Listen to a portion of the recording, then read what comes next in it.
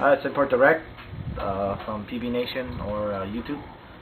Another one of my views. I have actually quite a few to put up, but I've been a little lazy. So 2007, maybe a 2008. The person that traded this to me didn't know, but my dog Shocker. Just wanted to see what the the hype behind the Shocker and whatnot. Right off the bat, as usual, I threw a bunch of upgrades on it. But the feed neck is nice, works really well, and I like how that the extra milling on the inside top portion of the feed neck actually gives that a little bit more grip. You can kind of see that silver portion there. It really grabs on the marker, the loader really well. Works on my B2 just fine. A little loose on my velocity, but hey, not everything's perfect. List the upgrades, new designs, ultra low firing can, ultra low pressure firing can, Bloodline Industries bolt guide, Virtue auto lane grips. It's actually pretty nice, it holds pretty well. Got an ape board in here, and that really it came with a Dynasty board. The ape board just made the difference. When I mean the difference, me giving this thing away for virtually nothing or keeping, and I decided to keep it. Warning though, I've done quite a few trades and for local forums and purchased, both PB Nation. The local forum I'm talking about is PB Hawaii. Not this either or, so I'm not going to say where I got this, but I have yet to receive one marker. I have yet to see one marker that wasn't royally messed up, meaning operated the way the person claimed it operated. But I mean, no issue for me. I haven't yet run across one I couldn't fix.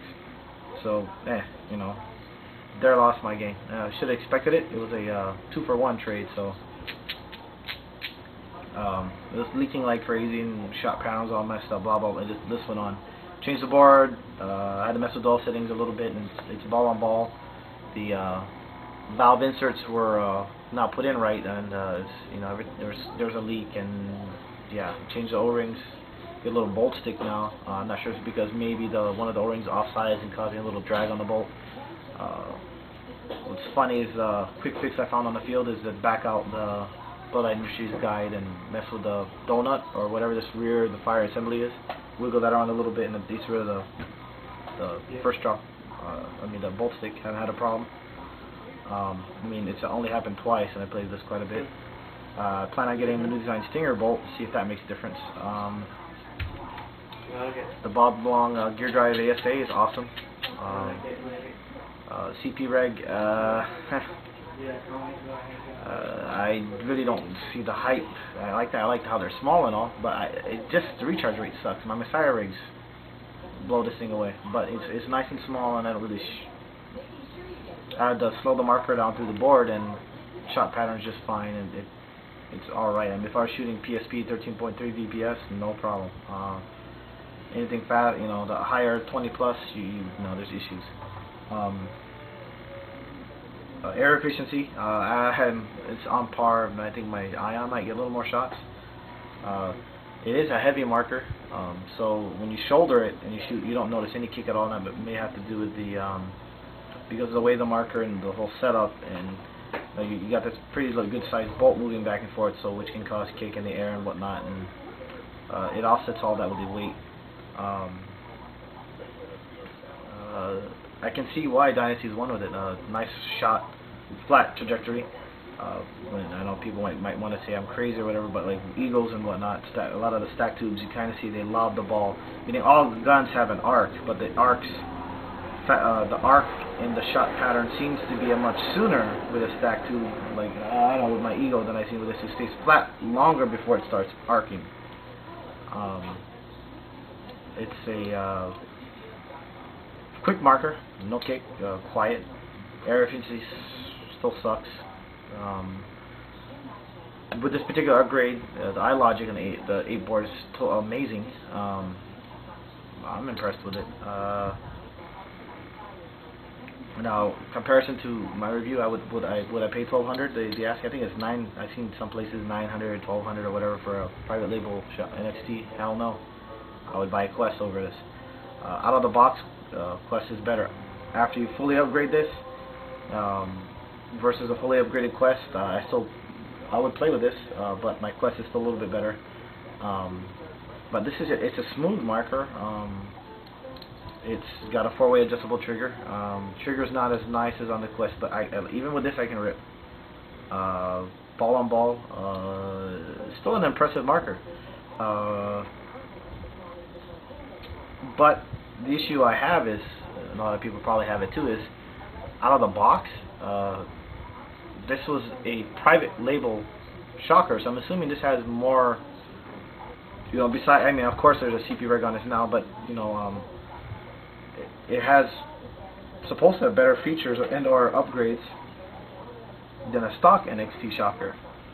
So, I already had to put a better board, you know, I had to change grips, bolt guide, all that kind of stuff. So besides the fancy milling and probably feed neck and AS, you know, it still needed to be upgraded. Now, fully upgraded, it's a good gun, but for the price, you shouldn't have to upgrade the gun. But now that it's upgraded, yeah, it keeps up with any gun. If you plan on throwing a whole bunch of paint, I would not, you know, I would not pick a shocker. Because it's still somewhat of an air hog, but for me, I mean,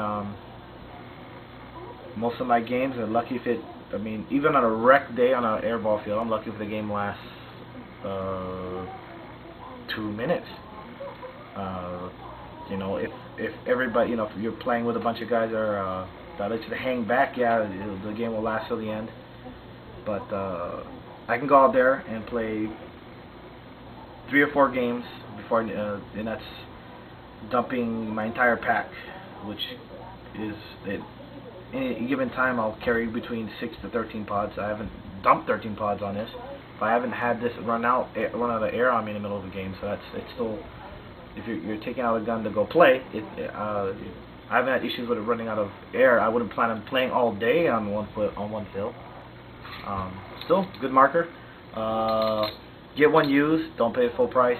If you can get a deal, is it worth the price? If the $1,200 price tag that I've seen, no. I would put this in the maybe 6 to 800, no, 6 to 7, maybe 7. I probably might pay 7 for it. It's still nice. It's got the looks, feels good, comfortable, can shoot. If you get the trigger to set up right, it just rips.